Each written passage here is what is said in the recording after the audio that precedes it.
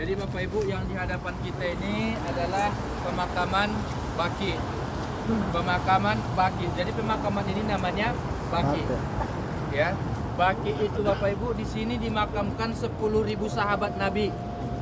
Salah satunya yang paling kita kenal adalah Sayyidina Utsman bin Affan. Sayyidina Utsman bin Affan. Di mana itu makamnya? Itu ada kelihatan pelakat biru. Ada maklumat pelakat biru. Di bawah itulah pemakaman makam daripada sahabat Nabi bernama Utsman bin Affan. Semua keluarga Nabi secara garis besar dimakamkan di Baqi, kecuali ibunda kita, Ibunda Khadijah. Ibunda Khadijah dimakamkan di Ma'la, Makkah. Jadi Bapak Ibu, pemakaman Baqi ini salah satu keutamaannya adalah keterangan guru-guru kami, siapa yang dimakamkan di Baqi ataupun di Ma'la, maka dia mendapatkan kesempatan memberikan syafaat 70 orang.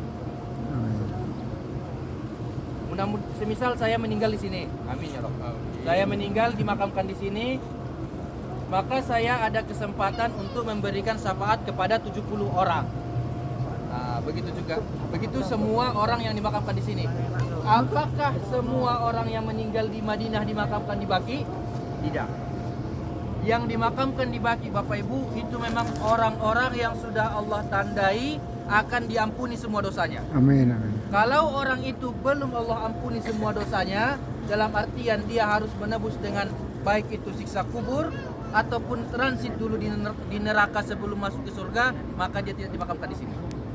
Dimakamkan di pemakaman lain. Ya, pertama kali makam yang dibangkitkan oleh Allah ketika hari kiamat adalah makamnya baginda Rasulullah SAW. Kemudian Abu Bakar As-Siddiq, kemudian Umar bin Khattab radhiyallahu anhuma, dan selanjutnya disusul oleh pemakaman Baqi dan disusul oleh pemakaman Ma'la, Makkah. Setelah itu baru pemakaman seluruh dunia yang lain. Ya. Pemakaman semua ketika orang dibangkitkan dari kubur itu dalam keadaan sebagaimana dia lahir ke dunia. Bagaimana dia lahir ke dunia, begitu dia dilahirkan. Begitu dia dibangkitkan. Artinya tidak berpakaian. Semua tidak berpakaian. Sehingga bertanya Ibunda Aisyah, "Ya Rasulullah, ketika orang dibangkitkan dalam keadaan tidak berpakaian, apakah itu tidak mengganggu pandangan orang lain?" Apa jawab Rasulullah? Tidak, karena orang sibuk dengan urusan dirinya sendiri. Ya, ketika di hadapannya ada orang tidak memakai pakaian, dia nggak terhiraukan dengan itu. Sehingga karena tersibukkan oleh urusannya sendiri, dia masih bingung, saya ini nasib bagaimana. Jadi semua ketika dibangkitkan dalam keadaan tidak berpakaian, kecuali baginda Nabi SAW, Abu Bakar As-Siddiq radhiyallahu anhu, Umar ibn Khattab, Utsman bin Affan, Ali bin Abi Thalib, dan seluruh keluarga Nabi dan orang-orang yang Allah berikan pakaian di hari akhir. Salah satunya adalah orang yang dalam keadaan ihram meninggal dunia. Misalnya dia berangkat dari Madinah menuju Makkah dalam keadaan ihram, qadarullah wafat dalam perjalanan, masih dalam keadaan berihram. Ketika dia bangkit lagi nanti di hari akhir, maka dia akan bangkit dengan pakaian ihramnya sambil mengucapkan talbiyah labbaik Allahumma labbaik. Karena di ingatan terakhirnya dia sedang ihram sebagai tamu Allah. Itulah salah satu yang dikatakan Nabi, kita tidak boleh meminta kepada Allah, ya Allah bunuh aku, ya Allah matikan aku, tidak boleh. Tapi berdoa husnul khotimah itu dianjurkan. Salah satu doa husnul khotimah adalah, ya Allah wafatkan aku dan makamkan aku di Baqi. Kalau bisa diusahakan wafat itu di Madinah, maka diusahakan, dalam artian bukan bunuh diri. Ya, usahanya apa? Berdoa, ya Allah wafatkan aku di negeri Madinah, wafatkan aku di Makkah. Seperti doa Kiai Haji Maimun Zubair, beliau berdoa agar wafatnya di Makkah. Qadarullah ketika beliau haji tahun 2019, Allah wafatkan di Makkah. Salah satu doa yang meminta husnul khotimah adalah meninggal di dua tempat tanah suci, Madinah dan Makkah. Kemudian Bapak Ibu, itu mengenai sejarah. mengenai sistem pemakaman di Baki ini, itu tidak ditimbun jasadnya.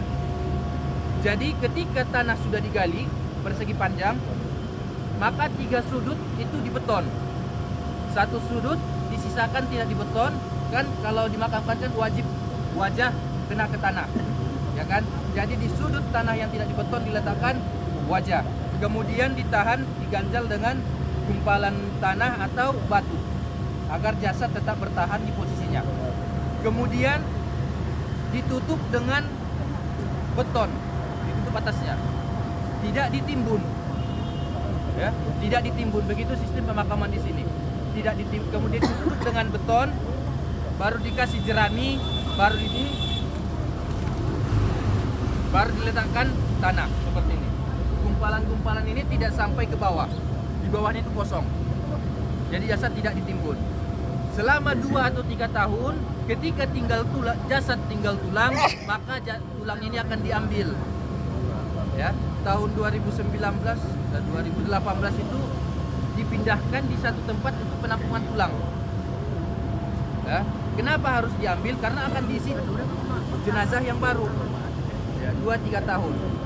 Tapi ada jenazah yang tidak pernah dibongkar sama sekali dari 1400 tahun yang lalu. Siapa itu? Makam Utsman bin Affan. Utsman bin Affan ini Bapak Ibu orang yang sangat unik, orang terkaya sahabat Nabi, hingga sampai sekarang nomor rekening banknya masih ada. Ya. Beliau punya rekening bank atas nama Utsman bin Affan. Ya. Kemudian